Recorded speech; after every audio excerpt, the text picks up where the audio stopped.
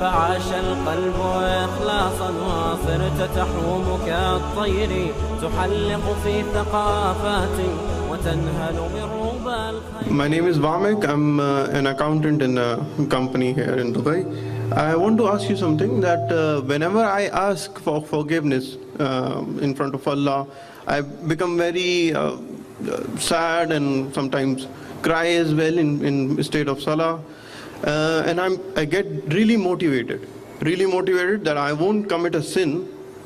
But as soon as I go out and join my work or meet with my friends or I have alone time, okay, so I commit sins.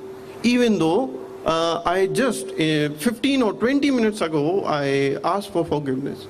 So previously it was not the case. Previously when before 2 or 3 years ago I used to ask for forgiveness, and this was the motivational factor which used to carry me along a week or a month or maybe 3 months. But now it's only for 15 or 20 minutes. So I really am depressed that most of my time is in the state of sin. And I just have 15 or 20 or maybe 1 hour or 1 day of forgiveness. So may Allah subhanahu wa ta'ala help you and help us all, and may He guide you and guide us all. My brother, it's a very important point and we have to take it seriously. It is a concern. Firstly, your environment plays a big role in determining what is going to happen after you've engaged in tawbah. So if I've asked Allah for forgiveness from a certain sin, and nothing has changed in my environment, the chances of me falling back into that are probably greater, because I asked Allah to forgive me, but everything that led me to commit those sins is still around me. So together with asking Allah, small changes need to happen. Let's become regular with salah. Let's start becoming in the company of better people. Perhaps let's listen constantly to some talk that's motivating. Wallahi, it helps a lot, a lot. If you listen to something that motivates you, the Quranic recitation, the translation of the Quran, a good lecture, whatever else motivates you, it will help you so much.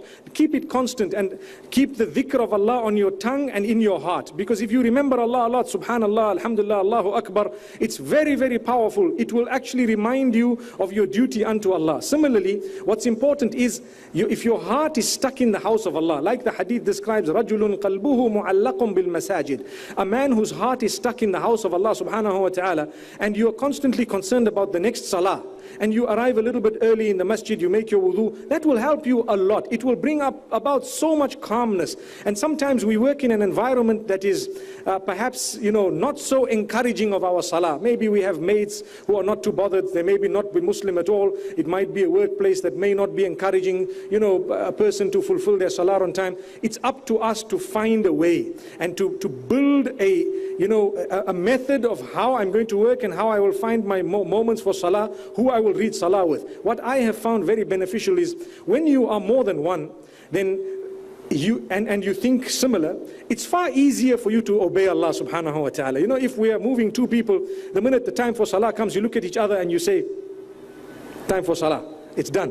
When you're alone, sometimes you say, okay, let me find the next masjid, and then you're looking for it. Shaitan might come and make you delay and something might happen. So it's important for us to establish a whole range of items that would inshallah progress. Like I've said, I've given just a few options. We ask Allah's forgiveness, and at the same time ensure your environment, your friends, whatever you listen to, your habits and so on, inshallah it can change. But there's one last point I want to say. You might find it strange, but it's reality. If your tawbah is making you motivated for 20 minutes, seek tawbah after 20 minutes again and get another 20. It's like a parking ticket. You put it 1 hour later, you need to put a bit more. Another hour later, otherwise you get a fine.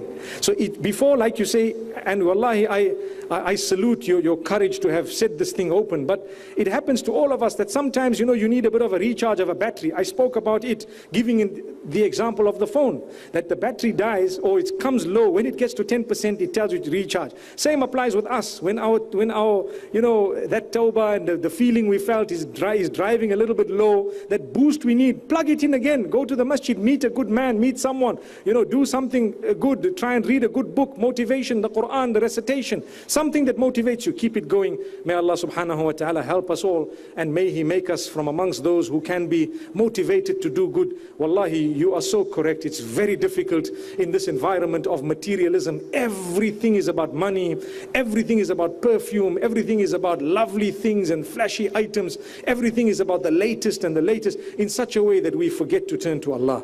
And by the time we start gaining focus, may Allah subhanahu wa ta'ala forgive us. We don't want to be from amongst those who've died in the condition that we haven't yet got that focus. And that's why we have the talk this evening. There are so many things that I wanted to say, honestly, but time just flew, because I was thinking, subhanallah, ya Allah, I will start saying whatever I have, and inshallah we'll keep the rest for another time perhaps. So many things that I haven't said that I wanted to say this evening, but a little bit at a time.